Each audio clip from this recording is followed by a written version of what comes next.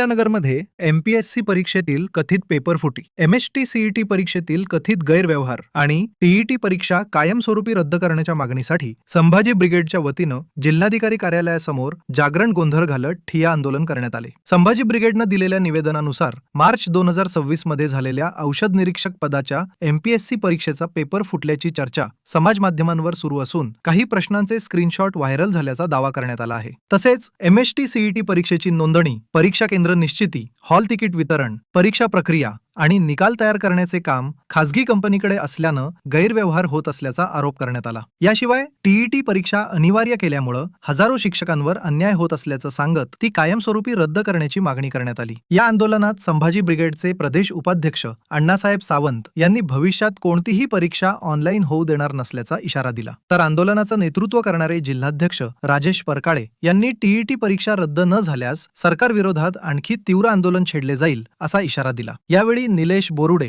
Engineer Shyam जरे, दिलीप वाळुंज, सद्दाम शेख, विठ्ठल देठे, सचिन काकडे, महेश दानवे, प्रशांत कांबळे, योगेश बोरकर, अरविंद गेरंगे, निळकंठ सावंत, महिला अध्यक्षा जयश्री रोहकले, अलकाताई कदम, युवक अध्यक्ष अमोल शेळके, शशी दरेकर, वैभव लालगे, अवी मेढे, संदीप मांढरे, दादा ठोंबरे, शशांक सुरवसे, अच्युत गाडे यांच्यासह समृद्धी सासवडे, तनुजा सायबर, ऋतुजा गुंड, प्रतीक्षा अमृते, अक्षदा गुंड, अशोक गुंड, बिभीषण सासवडे, अशोक फाटे, गणेश खुळे, सुजित हजारे, अजित हजारे, प्रतीक फिसके, दीपक सदाफुले, ओम जराडे, महेश कांबळे आणि जयदीप बनकर यांच्यासह मोठ्या संख्येनं विद्यार्थी सहभागी झाले होते। आंदोलनाच्या समारोपावेळी मयूर जाधव, अमोल तरटे, गणेश शेलार आणि कृष्ण सोनटक्के यांनी जागरण गोंधळाच्या माध्यमातून विद्यार्थ्यांची व्यथा गीतातून मांडत शासनाचं लक्ष वेधण्याचा प्रयत्न केला। अहिल्यानगर पल्ससाठी प्रतिनिधी यतीन कांबळे, अहिल्यानगर।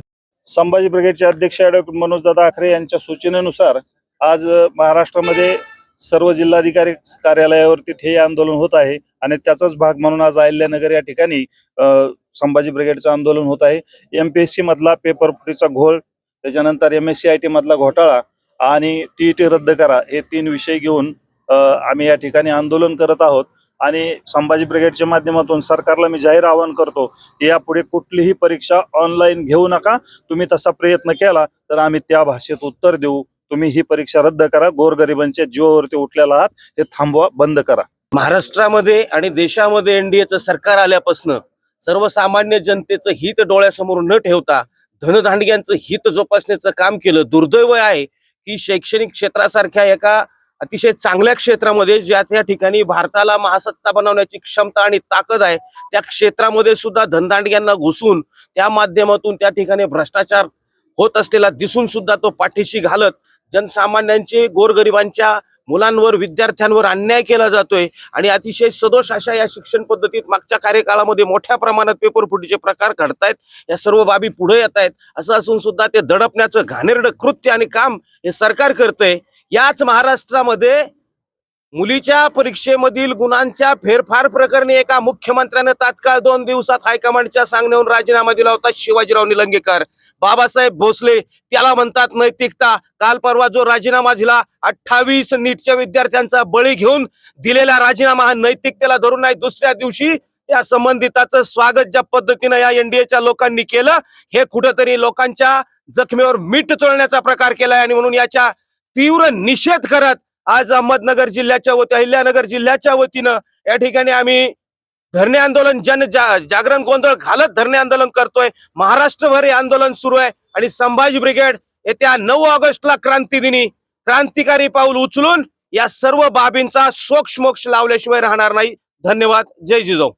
आज अहिल्यानगर जिल्ह्यामध्ये जिल्हाधिकारी कार्यालय यांच्या कार्यालयासमोर आमचे संभाजी ब्रिगेडचे जिल्हाध्यक्ष माननीय राजेशदादा परकाळे यांच्या अध्यक्षतेखाली आम्ही जे आंदोलन केलं, या आंदोलनाचा उद्देश म्हणजे आज भारत देशाचा आपण काना पाहिला जो तरुण आहे, हा तरुण KG ते PG इथपर्यंत उद्ध्वस्त करण्याचं काम हे भारत सरकार करत आहे। कुठल्याही परीक्षेवरती आज तरुणाचा भरोसा राहिलेला नाही, कारण की या सरकारने सर्वत्र त्या ठिकाणी भ्रष्टाचार करून या ठिकाणी तरुणाचा विश्वास या यंत्रणेवरचा उडवलेला आहे। म्हणून संभाजी ब्रिगेड या विषयामध्ये काम करून कुठेतरी या तरुणांना न्याय देण्यासाठी या ठिकाणी आंदोलन उभं करत आहे।